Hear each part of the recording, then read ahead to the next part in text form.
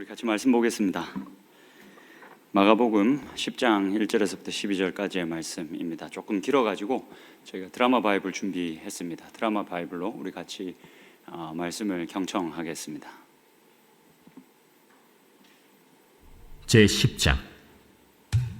예수께서 거기서 떠나 유대지경과 요단강 건너편으로 가시니 무리가 다시 모여들거늘 예수께서 다시 전례대로 가르치시더니 바리새인들이 예수께 나와 그를 시험하여 묻되 사람이 아내를 버리는 것이 옳으니까? 모세가 어떻게 너희에게 명하였느냐? 모세는 이혼 증서를 써주어 버리기를 허락하였나이다. 너희 마음이 완악함으로 말미암아 이 명령을 기록하였거니와 창조 때로부터 사람을 남자와 여자로 지으셨으니 이러므로 사람이 그 부모를 떠나서 그 둘이 한 몸이 될지니라. 이러한즉 이제 둘이 아니요 한 몸이니 그러므로 하나님이 짝지어 주신 것을 사람이 나누지 못할지니라 하시더라. 집에서 제자들이 다시 이 일을 물으니 누구든지 그 아내를 버리고 다른 데에 장가드는 자는 본처에게 간음을 행하며 또 아내가 남편을 버리고 다른 데로 시집가면 간음을 행함이니라. 아멘. 저희 둘이 아니요 한 몸이니 라는 제목으로 같이 말씀을 좀 나누려고 합니다. 저희들 벌써 이제 마가복음 10장까지 왔습니다. 마가복음으로 같이 설교를 말씀을 나누지 못한 지가 한 달 정도 지났는데 여러분들이 올 한 주만 지나도 이렇게 우리가 새롭게 이제 되는데 이게 한 달이나 지나가지고 여러분들이 완전히 다 잊어버리지 않았을까 싶긴 하지만 그래도 또 같이 말씀을 나누다 보면 생각나는 게 또 있으실 거라 믿습니다. 오늘은 이제 10장입니다. 10장의 말씀을 이제 와서 읽으면서 여러분들이 느꼈던 감정을 저도 똑같이 느꼈습니다. 우리가 청년부인데 지금 이혼에 대해서 이야기하는 부분을 이걸 꼭 해야 할까? 이건 넘어갈까 말까? 넘어가야 되는 거 아닌가라는 생각을 계속하다가 말씀을 묵상하는 중에 이 말씀이 이런 의미일 수 있겠구나. 그리고 이 의미들을 좀 같이 나누는 게 필요하겠구나라는 생각이 들어서 넘어가지 않고 같이 마가복음 10장 초반부의 말씀을 나눠 보려고 합니다. 주제는 이혼입니다, 여러분. 2절의 말씀 한번 같이 보시겠습니까? 본문 2절의 말씀을 좀 같이 봅시다. 2절의 말씀을 보면 바리새인들이 예수님을 찾아 나와서 또 이렇게 조금은 이렇게 악의적인 질문을 예수님에게 던집니다. 보시죠. 바리새인들이 예수께 나와 그를 시험하여 묻되 사람이 아내를 버리는 것이 옳습니까? 그러니까 이 이제 화두를 꺼냈습니다. 다분히 악의적인 의도를 가지고 이 질문을 예수님에게 던지고 있다라고 여러분들이 좀 생각을 하시면 좋습니다. 그래서 이제 이 질문을 던진 것 때문에 예수님이 바리새인들과 함께 이혼에 대해서 논쟁을 하십니다. 이혼에 대해서 이야기를 하십니다. 그래서 오늘 본문을 살펴보면 두 가지의 이혼에 대한 견해가 나오는 것을 우리가 볼 수가 있습니다. 첫 번째는 바리새인들이 가지고 있었던 이혼에 대한 견해, 그리고 두 번째는 예수님이 가지고 계신 이 이혼에 대한 견해, 이 두 가지를 우리가 좀 살펴볼 수 있습니다. 그래서 오늘 말씀을 우리가 보면서 바리새인들은 도대체 어떠한 견해를 가지고 있었는지, 또 그에 반해서 예수님은 어떠한 생각을 가지고 있었는지를 좀 우리가 차례차례 한번 살펴보면 좋겠습니다.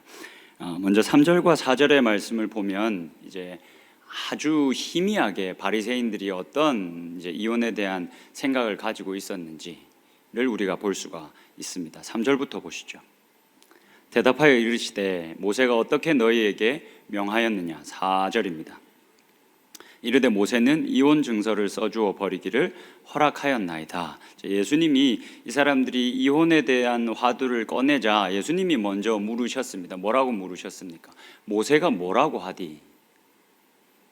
이 모세오경에 이 이혼에 대해서 부분 기록되어져 있습니다. 그래서 예수님이 이 바리새인들에게 이 악한 의도를 가지고 묻고 있는 바리새인들에게 물으시는 겁니다. 모세는 뭐라고 했느냐? 구약 성경에서는 이혼에 대해서 뭐라고 말하고 있느냐라고 물어보신 겁니다. 그러니 사실은 이 이혼에 대해서 예수님이 바리새인들과 이야기를 나누면서 사실 이 이혼에 대한 논쟁의 기저에는 성경의 해석을 어떻게 할 것인가 라는 이 성경 해석의 문제가 기저에 깔려 있다 라고 보시면 됩니다. 그래서 이 바리새인과 예수님은 신명기 24장 1절에서부터 4절까지의 말씀을 배경으로 이혼에 대해서 논쟁을 합니다. 도대체 이 신명기 24장 1절에서부터 4절까지 이 구약에 기록되어져 있는 이 모세의 글을 우리가 어떻게 해석해야 되는가? 그 해석하는 그 해석 방법이 그리고 해석의 결과가 바리새인과 예수님이 달랐습니다. 어떻게 달랐는지 한번 보기 위해서 여러분 일단은 신명기 24장 1절의 말씀을 한번 펴보시겠습니까? 이거 제가 전달이 안 돼가지고 아마 안 뜰 텐데 신명기 24장 1절의 말씀을 한번 보십시오. 역시 우리 이제 미디어 팀은 마법사와 같습니다. 벌써 이렇게 띄워주셨네요. 자, 사람이 아내를 맞이하여 데려온 후에 그에게 수치되는 일이 있음을 발견하면, 여러분 이게 중요합니다. 아내로 맞아들였는데 그 아내와 결혼했는데 결혼한 이후에 그 여인에게서 수치가 되는 일이 발견이 되거든. 그래서 그것을 기뻐하지 아니하면 이혼 증서를 써서 그의 손에 주고 그를 자기 집에서 내쫓아 버려라 라고 모세가 이야기를 했습니다. 그래서 사실은 이 수치되는 일의 범위가 어디까지인가, 이게 당시에 굉장히 중요했습니다. 이 수치되는 일이라고 한 이 모세의 글에 이 범위가 어디까지인가. 이게 바리새인들은 사실 이 범위를 굉장히 확장시켜 놓았습니다. 그래서 그 바리새인들이 어디까지 사실은 이 범위를 확장시켰는지는 이 오늘 본문의 평행 구절인 마태복음 19장을 보면 좀 잘 나옵니다. 마태복음 19장 4절의 말씀인데 제가 읽어 드릴 테니까 잘 한번 들어보십시오. 마태복음 19장 4절, 제가 늘 이제 마가복음 설교하면서 여러분들에게 말씀을 종종 드렸던 것처럼 마태복음의 기자는, 이 마태복음의 저자는 이 마가복음을 자료로 가지고 있었을 겁니다. 마가복음이 훨씬 더 일찍 쓰였기 때문에 이 마가복음이라는 자료를 가지고 그것을 참고해서 썼을 겁니다. 그래서 마태복음이 마가복음보다 훨씬 더 발전된 부분을 많이 보여주는 것이 그 때문입니다. 이것도 그런 부분이다라고 할 수가 있습니다. 한번 읽어드릴 테니까 잘 보십시오. 마태복음 19장 4절입니다. 바리새파 사람들이 예수께 다가와서 그를 시험하려고 물었다. 이거 제가 그냥 어려울까봐 세 번역을 가져왔습니다. 세 번역으로 그냥 들어보십시오. 무엇이든지 이유만 있으면 남편이 아내를 버려도 됩니까? 다시 한번 더 말씀드릴게요. 이 바리새인들이 예수님을 찾아와서 이렇게 물었습니다. 무엇이든지 이유만 있으면 남편이 아내를 버려도 됩니까? 이 신명기 24장에 기록되어져 있는 이 수치되는 일의 범위를 얼마만큼 확장시켰습니까? 남편이 그저 어떤 이유에라도 이 아내가 마음에 들지 않으면 이 아내를 버려도 되는 거 아닙니까? 이 성경을, 이 신명기 24장의 말씀을 이렇게나 확장시켜 놓은 겁니다. 그래서 예수님께 이렇게 묻고 있는 겁니다. 마음에 안 들면 이렇게 버려도 되는 거 아닙니까? 실제로 이 유대 사회 안에서 이혼이 굉장히 많았습니다. 이 요세푸스라는 아주 이 유대인 역사가 1세기에 활동했던 유대인 역사가가 사실 이 기독교 안에 있어서 굉장히 중요한 인물이고, 이 사람이 써놓은 글들이 굉장히 중요한 역사적인 이 자료들이 됩니다. 그 중에 하나, 이 요세푸스의 자서전에 보면 이런 내용이 기록되어져 있습니다. 나는 이 시기에 내 아내와 이혼하였다. 내가 그녀의 행동을 좋아하지 않았기 때문이다. 이 남자분들 어떤 생각이 드십니까? 시대를 잘못 태어났다는 생각이 들지 않으십니까? 제가 이런 그 당시 유대인들에게 있었던 이런 이혼의 풍습들을 이렇게 자료들을 쭉 찾아보면서 시대를 내가 저때 타고 났으면 이렇게까지 이렇게 힘들게 살지 않았을 텐데 시대를 잘못 태어났다라는 생각을 했습니다. 장난입니다. 웃자고 한 소리입니다. 웃자고 한 소리입니다.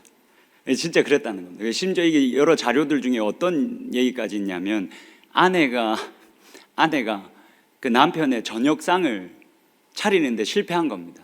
음식을 맛없게 한 겁니다. 그게 이혼의 사유가 되기도 했습니다.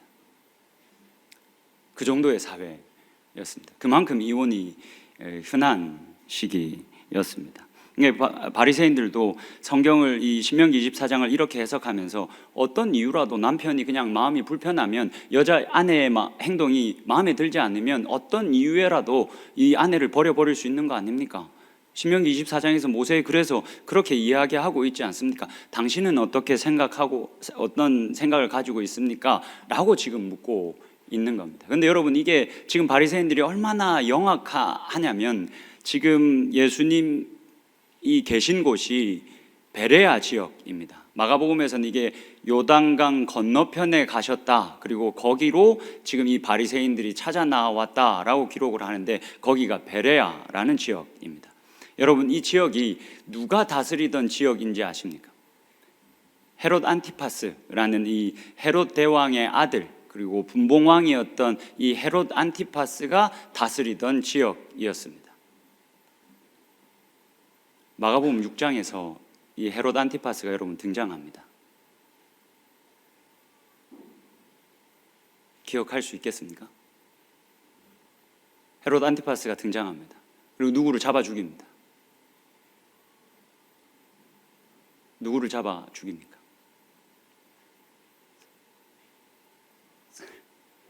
와우, 이거 기대를 못했는데, 네, 세례 요한입니다. 왜 세례 요한 왜 잡아 죽였습니까?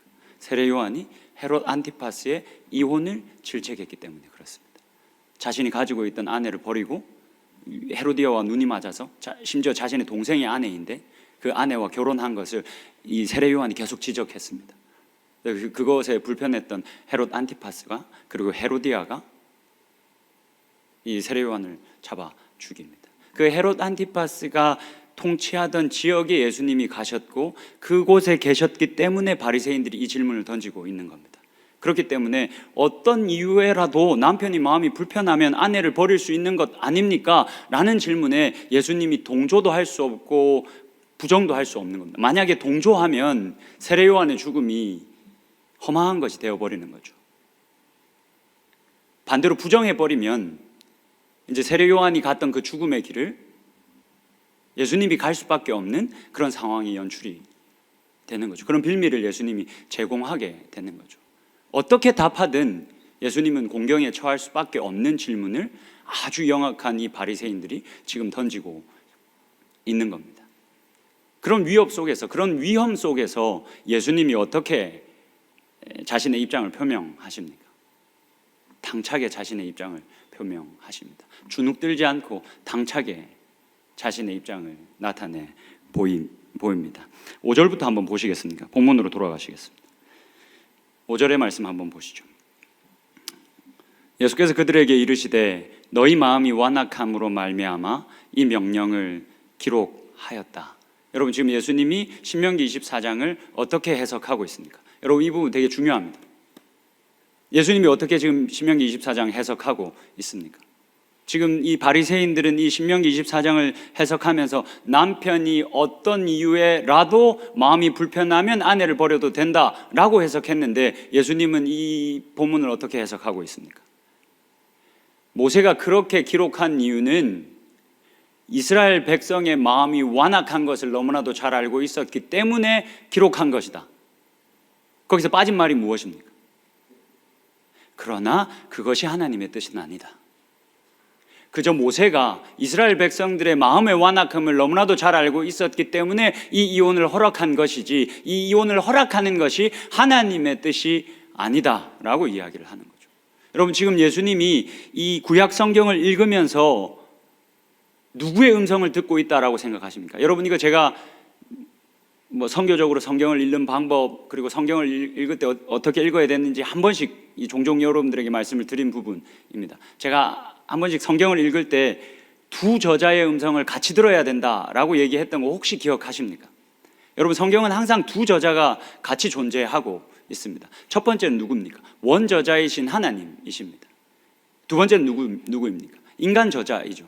하나님께서 큰 비밀을 하나 가지고 계셨습니다. 예수 그리스도라는 이 비밀의 소망, 그리고 구원의 소망을 가지고 계셨습니다. 그러면서 이 구원의 이야기를 계속 나가셨는데, 이 구원의 이야기를 나가시면서 인간 저자들을 들어 세워서 그때마다 그 제한된 영역에서, 제한된 시간 속에서, 제한된 문화 속에서 하나님의 뜻을 기록하게 했습니다. 그래서 여러분, 구약 성경을 볼 때, 심지어 신약 성경을 볼 때 우리는 그냥 인간 저자가 쓴 글만 보면 안 됩니다. 쉽게 말하면 바리새인들은 그냥 인간 저자의 글만 보고 자기들 나름대로 해석을 한 결과 남편이 마음 불편하면 마음대로 버려도 된다라고 해석을 한 거고, 예수님은 이 구약 성경을 읽으면서 이 드러나지 않고 있는 원저자이신 하나님의 음성까지 같이 듣고 있는 겁니다.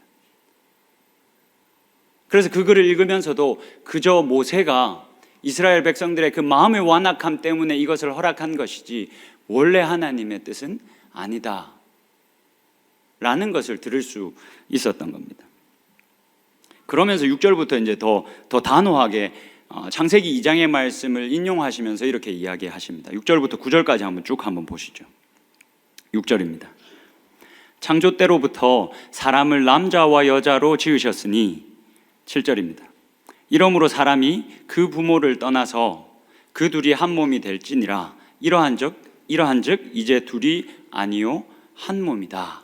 여러분, 이게 지금 창세기 2장에 있는 말씀을 예수님이 인용해 오시면서 이 말씀을 해석하셔서, 이 말씀이 무슨 말이냐면, 남자가 아담과 하와가 지어졌는데 그 둘이 각각의 부모를 떠나서 한 몸이 될진데 이제는 둘이 아니고 한 몸이 되게 하셨다. 그런 신비한 연합을 이루게 하셨다. 인간이 그런 신비한 연합을 이루게 하셨다 라는 이야기를 하고 있는 겁니다. 여러분, 인간이 이런 신비한 연합을 이루기 전에 누가 이런 신비한 연합을 이루고 있었습니까? 창세기 2장에 이렇게 남자와 여자가 신비한 연합을 이루기 전에 창세기 1장에 살짝 어떤 다른 존재가 신비한 연합을 이루고 있다는 것을 우리들에게 보여줍니다. 그게 누굽니까? 하나님이십니다. 그래서 하나님이 사람을 지으실 때 뭐라고 말하십니까?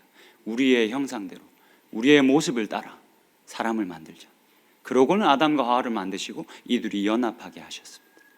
하나님께서 가지고 있는 그 신비한 연합을 인간의 형상에 우리들에게 허락하셨다라는 말을 지금 본문에서 예수님이 하고 있는 겁니다. 그러니 이 남편과 아내는 둘이 아니고 한 몸이고 하나다라는 이야기를 예수님이 하시는 거죠. 그러고는 9절입니다. 9절의 말씀도 같이 보시죠. 그러므로 하나님이 짝지어 주신 것을 사람이 나누지 못할지니라. 하나님께서 이런 신비한 연합을 자신들이 공유하고 있는 이 존재의 방식을 우리 인간들에게도 허락하셨으니, 그 놀라운 일을 우리들에게도 행하셨으니, 이제는 우리가 하나님이 짝지어 주셨으니, 하나님이 그런 신비한 연합을 우리들에게 허락하셨으니 사람이 절대 이것을 나눌 수 없다라고 못 박아 버리십니다.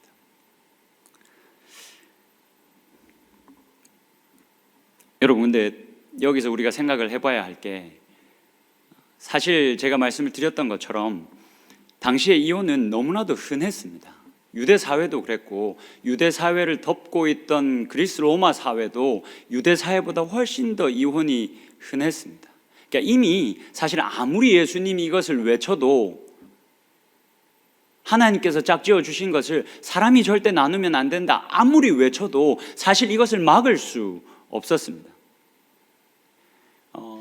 제가 이거 자료를 좀 보다가 제가 참고한 주석서에 이런 글이 있어서 좀 가져와 봤는데, 이거 한번 띄워 주시겠습니까? 한번 보십시오. 여러 기록들을 살펴보면 이혼은 고대 지중해 근처의 그레코 로만 사회에서 매우 보편적인 일이었다. 심지어 이혼에 대한 어떠한 사회적 낙인도 없었다. 여러분, 얼마나 이혼이 흔했으면 사회적 낙인이 없었습니다. 여러분, 지금 우리가 이혼이 진짜 급증한 시대에 살아가고 있지 않습니까? 그런데 여전히 우리 사회에는 이혼에 대한 낙인이 어느 정도는 찍혀 있지 않습니까? 근데 이 당시에는 어땠다라고 말합니까? 너무 흔해서 그게 흠이 되지 않았다, 사회적으로 낙인이 찍히지 않았다라고 말할 정도로 이혼이 심했다는 걸 우리가 알 수 있습니다. 당시 이혼은 남편과 아내의 친족들의 개입을 통해서 이루어지는 일도 많았다. 이혼 당사자인 남편 혹은 아내, 그 사람의 명예 혹은 그 가족의 명예를 지키기 위한 목적으로 이혼이 이루어졌다. 그래서 당시에는 간음과 불임이 대표적인 이혼 사유였다. 간음하는 일이 일어나면 그 배우자와 그 배우자의 가족을 수치스럽게 하는 일이고, 당시에는 불임, 이 아이를 가지지 못함은 신에게 저주를 받았다라는 인식이 팽배했었기 때문에 그렇게 저주를 받은 여자와 살 수 없다, 저주를 받은 여자와 사는 것은 수치스러운 일이다 라는 것 때문에 이혼의 사유가 이 간음과, 대표적인 사유가 간음과 불임이었다 라고 이야기합니다. 그뿐만이 아니라 이혼이 너무 흔하고 보통 결혼을 2번 이상씩 해서 혹 한 여인이 정절을 잘 지켜서 한 남편과 혹은 한 아내와 평생을 지내면 적어도 그 사람의 장례식 때라도 그 사람이 지킨 정절을 같이 칭송하곤 했다고 합니다. 너무 기이한 일이었기 때문에, 너무 특별한 일이었기 때문에. 여러분, 사실 이걸 막을 수 없는 사회 현상이라는 것을 예수님도 너무나도 잘 알고 있었을 겁니다. 근데 왜 예수님은 굳이 목숨까지 걸면서 이혼을 반대하시는 자신의 입장을 이렇게 공개적으로 드러냈을까요? 공경에 빠뜨리려고 이 바리새인들이 던진 질문이기 때문에 예수님의 답을 가지고 이 사람들이 어떤 답이 떨어지든 헤롯 안티파스에게 달려갈 준비를 아마 하고 있었을 겁니다. 굳이 왜 예수님은 그것을 다 알고 계셨음에도 불구하고 자신의 입장을 이렇게 가감없이, 또 어떻게 보면 좀 지나치게 이야기를 하셨을까요? 사실 구약 성경을 보고 또 신약 성경에 나와 있는 여러 이혼에 대한 이야기들을 이렇게 살펴보면 사실 이게 논쟁이 굉장히 많지만, 저는 개인적으로 예수님이 이혼 자체를 반대하시지 않았다라고 생각합니다. 왜냐하면 이혼이 때로는 누군가를 보호하는 법적인 어떤 장치의 역할을 하기도 했기 때문에 예수님이 이 이혼 자체를 반대하시진 않았을 거다라고 저는 생각을 합니다. 구약 성경과 신약 성경 여러 가지를 좀 살펴볼 필요가 있겠지만 지금은 우리가 그렇게까지는 할 수 없으니까 이 부분 넘어가겠습니다. 근데 이런 것들을 다 살펴보면 예수님이 굳이, 그리고 하나님이 굳이 이혼 자체 이것을 반대하지는 않았을 거다라고 충분히 판단할 수 있는 근거들이 여러 가지 있습니다. 근데 예수님이 왜 여기서 이렇게 강경한 입장을 나타내 보이셨을까요? 이게 오늘 설교의 핵심입니다. 이것에만 우리가 답을 할 수 있으면 됩니다. 여러분, 이 질문에 우리가 답을 하기 위해서는 우리가 본문 1절의 말씀으로 조금 돌아가서 우리가 오늘 읽었던 이 본문을 조금 더 넓은 시각에서 좀 살펴볼 필요가 있습니다. 본문 1절의 말씀을 좀 보실 텐데, 여러분 1절의 말씀을 그냥 읽지 마시고 여러분들이 한번 1절의 말씀을 읽을 텐데, 지금 이 마가복음의 저자가 우리들에게 어떤 사인을 주고 있는지, 이전까지 우리가 마태복음 9장까지 달려왔는데 이 10장 1절로 넘어오면서 지금 이 마가복음의 저자가 우리들에게 어떤 신호를 보내고 있는지를 여러분 염두에 두시고 한번 읽어봐 주시면 좋겠습니다. 1절의 말씀을 같이 읽어보겠습니다. 같이 읽겠습니다. 시작.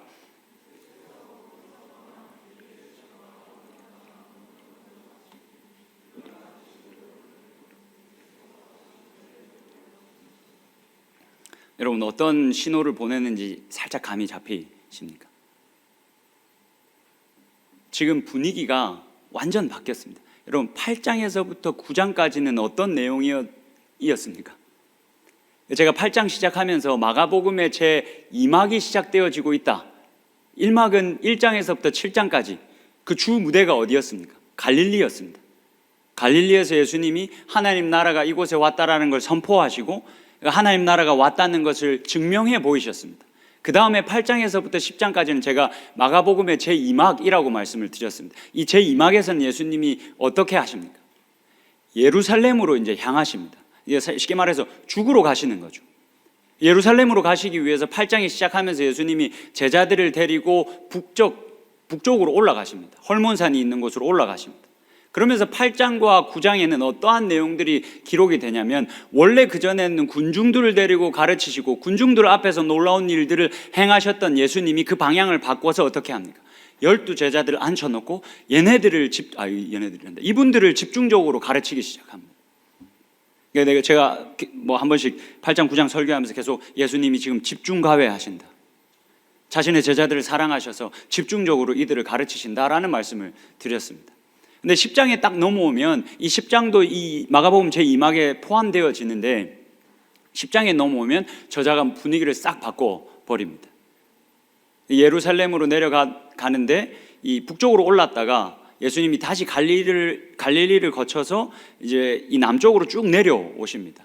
그러면서 예수님이 유대 지경과 요단강 건너편 베레아 지역으로 가셨다. 이렇게 장소가 변했다라는 걸 우리들에게 알려주고, 그와 동시에 무리가 다시 모여들거늘 원래 예수님께서 그렇게 하셨던 것처럼 그 무리들을 가르치셨다.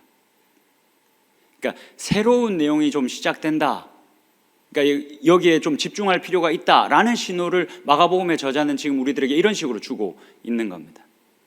그렇게 분위기가 전환되었음을 우리들에게 알리고, 이 마가복음의 저자가 무슨 이야기를 합니까? 가정에 대한 이야기를 합니다. 이혼에 대한 이야기를 합니다. 우리가 다음 주에 살펴보겠지만 다음 주에 그 다음 본문에는 어떤 이야기를 하는지 아십니까? 어린 아이에 대해서 이야기합니다. 가정에 속해져 있는 어린 아이에 대해서 이야기합니다. 그 다음에는 뭐에 대해서 이야기하는지 아십니까? 재물에 대해서 이야기합니다. 전부 가정에 관련된 이야기로 지금 마가복음의 10장을 마가복음의 저자가 구성하고 있다라고 봐야 됩니다. 그래서 여러분, 아마도 이 마가복음을 전달받아서 함께 읽고 함께 공부한 사람들은, 그 공동체는 마가복음 10장을 아주 열심히 따로 떼어서 봤을 가능성도 높습니다. 왜냐하면 그 당시에는 교회가 여러분 무엇으로 이루어져 있었습니까? 가정으로 이루어져 있었습니다. 우리가 흔히 이제 여러분 신앙생활 하면서 그런 이야기 많이 들으시지 않습니까? 교회는 건물이 아닙니다. 왜 여러분 교회가 건물이 아니다라고 이야기합니까? 교회의 시작이 가정에서부터 시작되었기 때문에 그렇습니다. 어떤 조금 더 재물을 가진 사람이 있어서, 그래서 조금 더 넓은 집을 가진 그리스도인이 있으면 자신의 집을 열었습니다. 그래서 다른 그리스도인들이 그 집에 찾아왔고, 그 집에서 함께 말씀을 공부하고 함께 식탁 교제를 나누며 그렇게 모였습니다. 그래서 그들을 에클레시아라고 불렀습니다. 공적인 모임, 선택받은 자들의 모임. 그래서 교회는 건물이 아니다라고 이야기하는 겁니다. 사실은 교회는 가정입니다.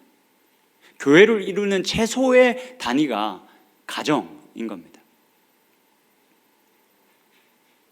그래서 이 마가복음을 받아들고 있던 이 공동체는 특별히 이 마가복음 10장에 집중했을 가능성이 많습니다. 왜냐하면 이 마가복음 10장에서 이 공동체의 질서를 세울 수 있는 방법들이 나와 있기 때문에 그렇습니다. 그리고 아마도 마가복음의 저자는 그런 이 마가복음을 읽게 될 1차 독자들을 위해서 마가복음 10장은 특별히 이런 가정의 질서를 어떻게 세울 것인가를 고려하면서 그 이야기들로 구성했을 가능성도 꽤 높습니다. 여러분, 지금 이 우리가 나누고 있는 이 이혼의 이야기가 이런 맥락 속에 있습니다. 제가 다시 질문을 던져보겠습니다. 그렇다면 예수님이 왜 이렇게 자신의 목숨까지도 내어 걸면서 강경하게 자신의 이 이혼을 반대하는 입장을 내보이셨다라고 마가복음의 저자가 기록을 했을까요?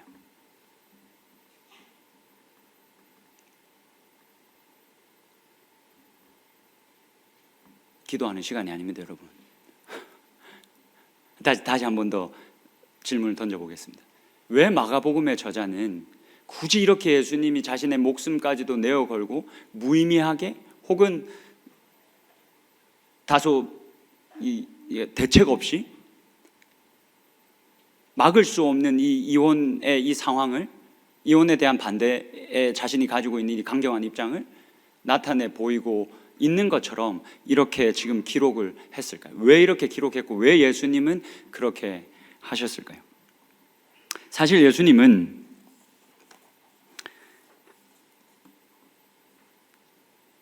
이 가정으로 이루어진 이 교회의 하나됨을 위해서 목숨을 걸고 계신 겁니다. 가정으로 이루어진 이 교회의 하나됨, 이 연합을 위해서 예수님이 지금 목숨을 걸고 계신 겁니다. 심지어 이 가정으로 이루어진 교회의 연합함, 하나됨을 위해서 예수님은 자신의 목숨을 던지셨습니다. 에베소서 2장의 말씀입니다. 에베소서 2장 14절의 말씀을 제가 좀 읽어 드리겠습니다. 에베소서 2장 14절 말씀입니다. 그는 우리의 화평이신지라. 둘로 하나를 만드사 원수된 것 곧 중간에 막힌 담을 자기 육체로 허셨다. 여러분, 당시에 이 유대인들의 시각에서 이 세상에 존재하는 인간들은 딱 두 부류였습니다. 유대인과 이방인. 근데 이 유대인과 이방인이 인간이 지은 죄로 말미암아 서로 분열되어져 있었습니다. 근데 이 분열되어진 것을 깨트리기 위해서 하나님이 어떻게 하셨다라고 이야기합니까? 자신의 아들 예수 그리스도를 내어주셨다. 자신의 육체를 내어주심으로 말미암아 우리들 가운데 막혀져 있던 그 높은 담을 자신의 육체로 허셨다. 원래는 우리가 연합되어진 존재로 만들어졌는데, 둘이 한 몸인 존재로 만들어졌는데, 죄가 이 땅에 들어왔고 죄가 이 땅에 들어온 것 때문에 우리가 분열되기 시작했고, 지금 이처럼 우리가 완전히 남인 것 마냥 살아가고 있게 되었다. 그런데 하나님께서 원래 인간이 가지고 있던, 인간이 담고 있던 하나님의 형상을 회복하기 위해서 무엇을 하셨다? 자신의 아들을 내어주심으로 말미암아 그 막힌 담을 허셔서 다시금 우리로 하여금 한 몸 되게 하셨다. 다시금 우리로 하여금 연합하게 하셨다. 그래서 예수님이 이혼에 대해서 이렇게 강경하신 겁니다. 하나님이 우리의 이 연합함을 위해서 이 일만 하신 게 아닙니다. 에베소서는 계속해서 하나님이 우리의 하나됨, 연합을 위해서 어떤 일을 하셨는지 계속해서 증언을 합니다. 에베소서 2장의 말씀을 조금 더 보시겠습니다. 4절의 말씀을 좀 보시죠. 제가 읽어 드릴 테니까 주어에 집중해서 한번 잘 보십시오. 긍휼이 풍성하신 하나님이 우리를 사랑하신 그 큰 사랑을 인하여 허물로 죽은 우리를 그리스도와 함께 살리셨고, 너희는 은혜로 구원을 받은 것이라. 또 함께 일으키사 그리스도 예수 안에서 함께 하늘에 앉히시니, 이는 그리스도 예수 안에서 우리에게 자비하심으로써 그 은혜의 지극히 풍성함을 오는 여러 세대에 나타내려 하심이라. 하나님께서 어떤 일을 하셨다라고 말합니까? 우리를 예수 그리스도와 함께 살리셨고, 예수 그리스도와 함께 일으키셨고, 예수 그리스도와 함께 그 하늘에 앉히셨다. 근데 여러분, 여기서 내가 아니라, 우리가 개인이 아니라 우리를 그렇게 하셨다. 여러분, 하나님이 우리를 구원하실 때 이 교회의 하나된 모습으로 구원하실 겁니다. 우리의 구원의 시작은 우리 개인적인 고백들로 시작이 되겠지만, 이 구원의 완성은 교회의 연합과 사랑을 위한 노력으로 이 구원이 완성됩니다. 하나님께서 이 놀라운 일을 이 교회로 우리를 연합하게 하시고, 그렇게 연합한 우리를 그리스도와 함께 살리시고 일으키시고 그리스도와 함께 우리를 그 자리에 앉히셨다. 여러분, 이게 우리들에게 일어난 놀라운 일입니다. 우리를 향해서 하나님께서 하신 놀라운 일입니다. 자신의 아들만 주신 게 아닙니다. 우리로 연합하게 하시기 위해서, 우리로 연합하게 하시고 그리스도와 함께 그 자리에 앉게 하시기 위해서 하나님께서 이 놀라운 일들을 우리들을 위해서 다 하셨습니다. 그러니 여러분, 공동체를 깨는 행위는 우리가 생각하는 것보다 훨씬 위험한 행위입니다. 이 마가복음을 읽었던 이 공동체에서는 이걸 정말 무겁게 받아들였을 겁니다. 여러분, 공동체를 깨는 것은 하나님의 뜻에 정확히 반대하는 행위입니다. 그리고 우리의 구원을, 사실 성경적으로 말하면, 신학적으로 말하면 우리의 구원을 취소하는 행위입니다. 하나님이 우리의 개인적인 고백으로 우리를 건져내시겠지만 결국 그 완성은 교회 안에서 하나됨으로, 연합함으로 완성이 된다라는 사실을 기억하셔야 됩니다. 그러니 에베소서 4장 가면 이 에베소서의 저자가 뭐라고 말하냐면, 성령이 우리로 하여금 하나 되게 하신 것을 힘써 지켜야 한다라고 이야기합니다. 여러분, 공동체의 연합을 위해서 노력하십시오. 공동체의 연합을 위해서 어떤 일이라도 참여하십시오. 여러분, 이게 나의 구원을 위한 일입니다. 여러분, 예배 드릴 때 하나님께서 나의 예배만 받지 않으십니다. 여러분의 개인적인 예배를 하나님께서 너무나도 기쁘게 받으실 겁니다. 근데 그 이상입니다. 여러분, 우리가 드리는 이 예배를 하나님께서 기쁘게 받으십니다. 사실 하나님은 우리가 드리는 이 예배를 훨씬 더 기쁘게 받으실 겁니다. 왜냐하면 하나님께서 처음 우리를 지으셨을 때 우리들에게 주신 모양이 그 연합되어져 있는 모습, 그 모양이기 때문에 그렇습니다. 여러분, 제가 이번 연도 시작하면서 여러분들에게 2, 3분단에 모여 좀 앉았으면 좋겠습니다 라고 제대로 설명하지 않은 채 갑작스럽게 우리가 모여 앉기 시작했습니다. 그래서 불편한 마음이 있으셨던 분들에게는 다시 한 번 더 사과하고 싶습니다.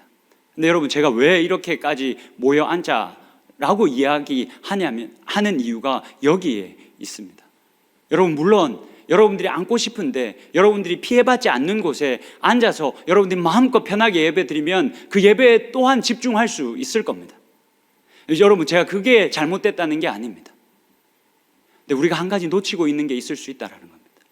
하나님께서 기대하시는 예배는 우리 개개인이 나오는 예배이기도 하지만 그 개개인들이 모여져 있는 그 교회의 예배를 하나님께서 기뻐하십니다. 그래서 제가 그 소망을 가지고 여러분들에게 좀 같이 앉아서 우리가 좀 더 집중적으로 함께 예배를 드려보자 라고 권하고 있는 겁니다.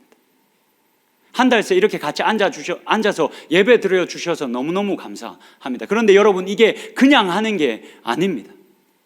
어떻게 보면 우리의 구원을 위한 일이라는 것을 우리가 기억할 수 있었으면 좋겠습니다. 그래서 우리 공동체가 이 공동체를 세워나가는 일, 우리 지금 잘 띄워져 있는 것처럼 우리 다니엘 공동체의 목표를 제가 3가지로 정하고 이걸 같이 말씀을 나눈 적이 있습니다.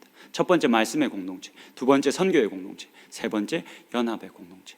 이 목표를 우리가 잊어버리지 않고 계속 신앙생활을 할 수 있으면 좋겠습니다. 여러분들, 이 교회가 하나 되게 하는 데에 참여하셔야 됩니다. 애쓰셔야 됩니다. 여러분, 그저 여러분 한 사람이 잘 믿고 그 잘 믿은 것 때문에 잘 살게 되는 것, 그것은 하나님의 뜻이 아닙니다. 하나님께서 우리로 하여금 하나님의 형상이 회복되기를 기대하시고 또 그렇게 회복되어진 하나님의 형상이 세상에 드러나기를 기대하십니다. 세상과는 다르구나. 정말 이 공동체는 사랑과 보듬음과 용서와 자비가 넘쳐나는구나. 내가 누구라도 여기서는 인정을 받을 수 있겠구나. 그런 회복되어진 하나님의 형상을 드러내며 살아가는 것, 그게 교회가 맡은 책임입니다. 그러니 여러분, 이 교회 안에서 신앙생활 함께 하실 때 상대방에게 함부로 하지 마십시오. 제가 이 말을 하면서 제가 너무 찔리는데 여러분, 이게 진짜 제가 부드럽게 하려고 저도 이게 잘 안 되지만 노력하고 있습니다. 여러분들도 다른 사람한테 함부로 하시면 안 됩니다. 일단 저부터 잘하겠습니다. 근데 여러분들도 노력하셔야 됩니다. 근데 여러분, 제가 갑자기 화를 내거나 갑자기 툴툴거리는 이유는 내가 좋아하는 마음이 이렇게 들킬까봐 그걸 숨기려고 이렇게 하는 거지. 여러분, 아기를 가지고 제가 화를 내거나 갑자기 화를 내거나 이 툴툴거리는 게 아닙니다, 여러분. 아직 그런 게 잘 안 돼가지고 어느 날 저희 아내가 갑자기 저한테 엄청 슬픈 얼굴로 이야기를 하더라고요. 당신 자기 얘기 하지 말라 했는데 말이 나왔으니까, 당신이 자상한 남편이 되는 것은 이미 포기한 지 오래라고. 주거는 잘하나?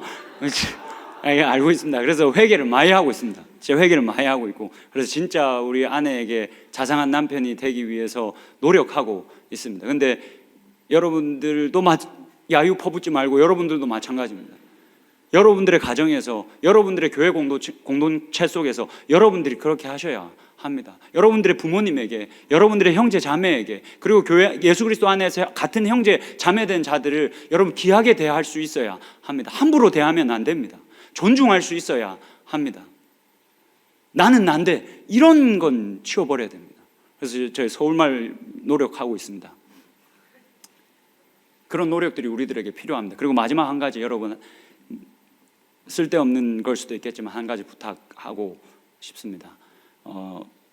아마 마가복음의 저자가 지금 이 시대에 이 가정을 중심으로 이루어진 이 교회에 대해서 이 글을 복음서를 쓴다면 저는 아마 이혼 대신에 연애에 대해서 쓰지 않을까 싶습니다. 여러분 지금 공동체 내에서 연애하시는 분들 너무 잘 아름답게 예쁘게 교제를 해줘서 너무너무 고맙습니다. 그리고 그렇게 교제를 할 때 그래도 이 공동체를 담당하고 있다고 저한테 찾아와서 이렇게 알려주셔서 그것도 너무너무 고맙습니다. 제가 그렇게 찾아오면 여러분 제가 넌 안 돼, 야 얘는 안 돼 이러지 않습니다. 뭐 제가 무슨 권한이 있다고 그렇게 하겠습니다. 그렇게 안 합니다. 제가 딱 한 가지 부탁합니다. 공동체에 대한 책임을 가지고 연애하셔야 됩니다. 여러분들이 공동체에 대한 책임을 가지고 연애하시면서 상대방에게 더 귀하게 대할 수 있어야 됩니다. 그래서 우리가 여러분들은 지금 우리가 공산당도 아니고 21세기에 마음껏 사랑할 수 있는 자유와 권리가 여러분들에게 있지 않습니까? 근데 그 자유와 권리와 공동체에 대한 책임을 같이 가지고 있는 게 그리스도인입니다. 내가 사랑하고 내가 깨어지는데 뭔 문제야? 여러분 공동체 안에서는 그게 문제가 될 수 있습니다. 예수님이 왜 이렇게 이혼에 대해서 강경하게 이야기를 했겠습니까? 당시에는 교회가 가정으로 이루어져 있기 때문에 그랬습니다. 한 가정이 그렇게 깨져버리면 공동체에 영향을 미치기 때문에 그렇습니다. 여러분들의 연애도 아마 그럴 겁니다. 그러니 무조건 결혼해라 그 말 아닙니다. 근데 만에 하나 여러분들이 다 잘 연애해서 정말 다 아름답게 결혼하고 이럴 수 있으면 너무 좋겠지만 만에 하나 그렇지 않더라도 여러분 그렇게 깨진 이후에 공동체가 그것으로 인해서 영향받지 않도록 책임을 가지고 연애하셔야 됩니다. 그 책임 가지고 여러분 연애하면 충분히 깨어진 이후에도 공동체가 흐트러지지 않을 수 있습니다. 여러분 공동체 안에서 교제하기를 축복합니다. 여러분 제가 여러분들 이 안에서 만나고 교제하기를 얼마나 바라는지 아십니까? 제가 반대하지 않습니다. 사실 내 마음속에 얘랑 얘 괜찮을 것 같은데 이런 생각도 혼자 많이 합니다. 밝히질 않아서 그렇지 잘 맞을 것 같은데 왜 안 하지 이런 생각도 많이 합니다. 그러니까 여러분 많이 하십시오. 근데 공동체에 대한 책임을 가지고 하십시오. 우리가 이 공동체를 깨는 어떠한 행위도 여러분 정말 심각한 겁니다. 우리의 구원을 뒤흔드는 행위라고 성경은 이야기합니다. 그러니 절대 가볍게 생각하지 마시고 우리의 공동체의 연합을 위해서 다 같이 힘쓰고 그렇게 우리의 구원을 완성해 갈 수 있는 다니엘 청년부가 될 수 있기를 주님의 이름으로 축복합니다.